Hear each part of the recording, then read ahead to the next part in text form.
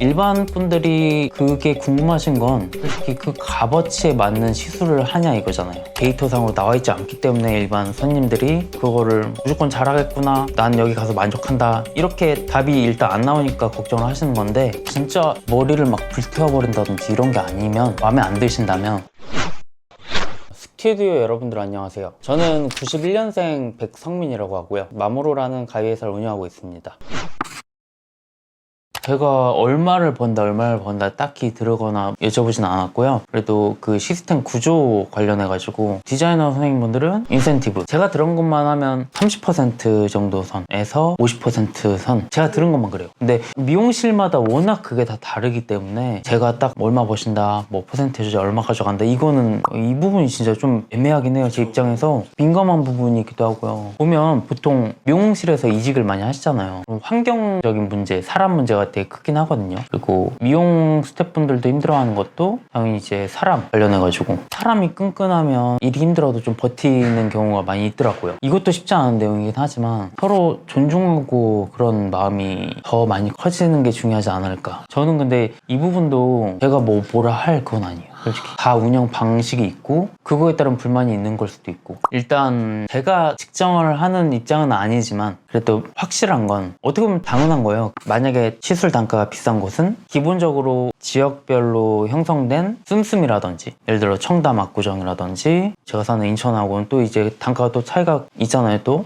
그 지역에 따른 임대료라든지 그런 부분도 당연히 영향을 미치는 건 맞고요. 사람으로서 당연히 그렇겠구나 할 수 있을 거예요. 근데 일반 분들이 그게 궁금하신 건 솔직히 그 값어치에 맞는 시술을 하냐 이거잖아요. 이렇게 딱 말씀드리면 맞는 것 같은 게, 그 가격을 책정한 선생님들이나 거기 계신 분들, 만약에 진짜 10만 원이에요. 그렇게 책정한 분들은 여기는 땅값이 비싸니까 비싸게 받아야 돼, 이러진 않을 거란 말이에요. 그에 마땅한 서비스를 하시려고 노력을 하겠죠. 그리고 그 서비스에 만족을 하고 그런 고객이 계시니까 그 미용실이 운영이 지속되는 거겠죠. 어떻게 보면 그거에 따른 서비스, 그거에 따른 만족도에 맞춰가지고 그렇게 유지가 되는 게 아닐까 싶어요. 그래서 가격이 비싸니까 왜 저렇게 양아치처럼 받냐, 이렇게 생각하실 필요는 없는 것 같아요. 진짜 그런 여유가 되시면 한번 경험해보시고, 진짜 머리를 막 불태워버린다든지 이런 게 아니면, 마음에 안 드신다면 그냥 여기는 그 값을 못한다 생각하시고 그냥 그런 데를 안 가시면, 거기는 이제 그 노력 안 한 대가가 나오니까 망하겠죠. 그렇게 간단하게 생각하시면 될 것 같아요. 실력 차이는 솔직히 모르겠지만, 실력 차이는 솔직히 경력이 많다고 해서 무조건 잘하시는 건 아니라고 저는 생각해요. 저도 제 입장에서 가위를 20년 동안 꾸준히 해왔던 분하고 제 마인드가 좀 다를 수도 있고, 그런 거 차이가 있기 때문에 단가가 있다고 해서 무조건 실력 차이는 아닌 것 같아요. 대신에 그게 어떻게 보면 데이터상으로 나와 있지 않기 때문에 일반 손님들이 그거를 무조건 잘하겠구나, 난 여기 가서 만족한다, 이렇게 답이 일단 안 나오니까 걱정을 하시는 건데, 실력 차이로 단가는 아닌 것 같습니다. 미용사 입장에서도 그 단가에 대한 노력을 할 거고, 분명히. 그렇다고 무조건 막 이렇게 뭐 10,000원, 15,000원은 더 노력을 안 할 거냐, 이건 아니에요. 대신 지역이나 살롱 환경이 그런 가격으로 구성을 해놨고, 거기서 일하는 선생님은 이런 곳, 이런 단가 있는 데서 일하길 원하기 때문에 여기 들어오셨기 때문에 그 가격에 합당한 최소한의 서비스는 하려고 노력을 분명 하신다. 제 개인적인 생각이지만 그게 맞지 않을까 싶어요. 예를 들어 미용가일 비싼 걸 쓰니까 시술 가격을 높게 받는다, 이런 질문이라면은 아니라고 말씀드리고요. 근데 그렇게 생각하고 가격을 높게 받는 분도 계실 수도 있겠죠.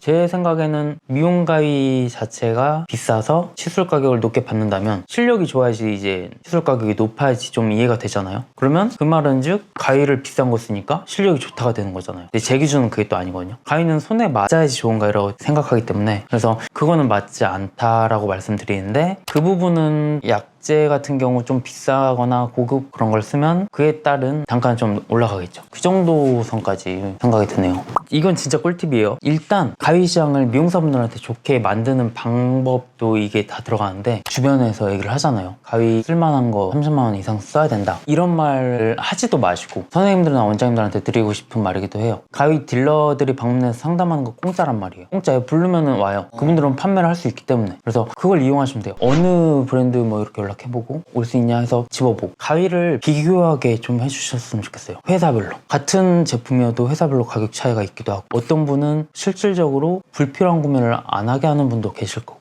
그렇기 때문에 가위 회사를 비교를 하셔야지 그런 미용사분들을 위한 가위 회사가 성장할 수 있다고 생각이 들거든요. 그래서 그런 꿀팁 중에 하나가 가장 큰 게 좀 그거고요. 그리고 처음에 블런트 가위, 커트 가위를 고르실 때 처음에 스텝 단계, 인턴 단계에서는 비싼 거 일단 사지 마세요. 틴닝 가위나 슬라이싱 가위, 그건 어느 정도 욕심을 내셔도 괜찮은 게 한번 구매하시면 평생 쓸 수 있기 때문에. 그리고 커트 스타일에 크게 관여되지 않는 게 틴닝 가위이기도 해요. 그래서 한번 구매하시면 평생 쓸 수 있기 때문에 처음에 좀 제 기준에서 20만 원대 후반 정도만 투자를 하실 건지, 그렇게 해서 평생 쓸 수 있는 방법이 있고, 아니면 부담이 되실 수 있으니까 처음에 진짜 한 10만 원대 그렇게 구매하셔가지고 나중에 좀 더 부드러운 커트감, 그런 걸로 원하는 감모량이라든지 그런 걸로 업그레이드를 하시는 방법도 있고요. 그래서 일단 중요한 건 블런트 장가위는 처음에는 좀 가성비로, 인턴 스텝 단계면 욕심을 낸다면 10만 원대 초반선 그렇게 하셔도 충분해요. 처음 가위를 구매한다면요? 저한테 오시면 좋죠.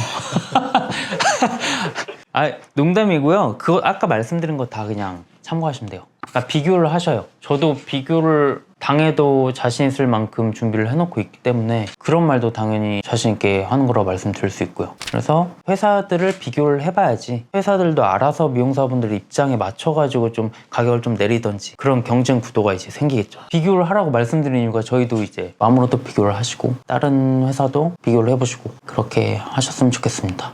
제가 처음엔 그랬거든요. 근데 지금은 안 봐요. 저는 예전에는 영업 초창기에는 제가 뭘 모르고 가위의 본질을 좀 몰랐다고 생각이 들거든요. 그래서 방문하면 가위를 막 이렇게 보죠. 그리고 신규 영업으로 가니까 불편한 거 있으면 말씀하세요 이렇게 얘기를 하면서 가위도 닦아주려고 하고, 그리고 수리 불편한 거 있으면 수리 이렇게 수거해서 하기도 하고, 가위를 어떤 거 쓰는지도 궁금했는데 지금은 일단 신규를 다니진 않는 것도 있긴 해요. 제가 아예 처음 가는 매장을 지금 안 하고 있긴 해요. 다른 준비하는 게 많기도 하지만 그 얘기는 하거든요. 불편하면 말씀하세요. 그러니까 틴닝 가위 같은 경우 뜯기는 거 그 자리에 잡아드릴 수도 있으니까 그럴 때 말씀하세요. 그러니까 저는 부담을 드리기 싫은 거예요. 저는 가위를 주기적으로 방문해서 영업한다는 것 자체가 좀 비유가 좀 그렇긴 한데, 핸드폰을 파는 사람 있잖아요. 핸드폰 판매직으로 판매하는 분들이 핸드폰이 막 5,000원, 10만 원도 아니고 예를 들어 그냥 80만 원, 100만 원 이렇게도 하잖아요. 그런 분들이 돌아다니면서 영업을 하는 거죠. 저는 그게 그거랑 별 차이 없다고 봐요.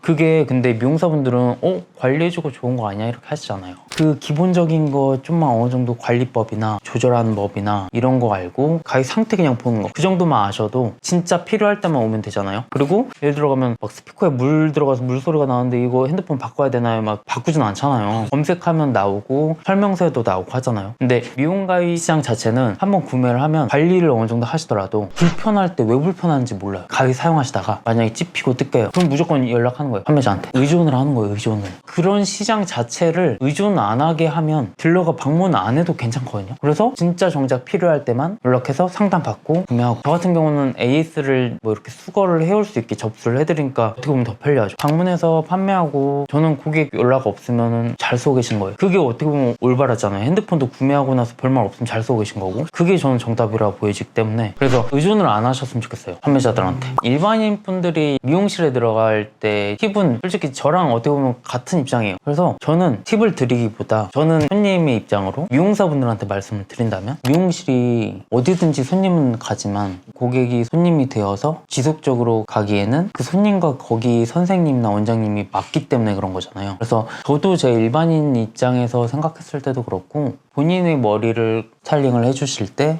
어딜 가든지 만약에 진짜 100만 원짜리 시술을 해준다고 해도 그 선생님과 고객, 그 손님 간의 커뮤니케이션이나 그런 게 맞지 않으면 불만족할 수 있는 거잖아요. 그래서 저는 개인적으로 탐구의 영역이 아닌가 싶어요. 본인한테 맞는 선생님을 찾아가는 과정, 장비를 얼마짜리 쓰냐 이것보다 본인한테 얼마나 최선을 다하냐, 그게 손님 입장에선 가장 중요한 게 아닌가 싶습니다. 어떻게 보면 당연한 거긴 한데 팁이라고 하면 팁이 될 수도 있고요. 일단 되게 힘드실 거예요. 일하시는 것도 그렇고, 사람이 뭐 둘이서만 일을 하시는 것도 아니고, 제가 매장에 방문하거나 하면 예를 들어 신규 영업으로 처음 갔을 때 보면요, 스태프분들이 이렇게 계시잖아요. 눈치를 보고 계세요. 그런 게 전 너무 좀 그렇더라고요. 개인적으로 그냥 어떻게 보면 자신의 꿈을 향해서 그런 직종을 선택해서 그렇게 해서 일을 하고 있는데 이제 눈치 보고, 근데 그게 나중에 경험이 돼서 노하우가 될 수 있겠지만 그냥 저는 개인적으로 가위에 대해서도 제가 이제 노력해서 알려드릴 거지만 가위를 신경을 쓰시긴 해야 돼요. 그러니까 이거는 따뜻한 응원의 말이라기보단 전체 가위 시장을 위해서도 그렇고 미용사분들한테 도움이 되는 가위 시장으로 만드는 것도 저는 그 목적으로도 말씀드리는 거거든요. 인턴분들도 가위 회사를 비교를 많이 하셨으면 좋겠어요. 꿈을 꾸고 있으니까 그거에 따른 가위도 어떻게 보면 필수 요소잖아요. 그거를 올바르게 미용사분들이 편하고 즐길 수 있도록 비교를 좀 해주셨으면 좋겠어요. 처음인 만큼.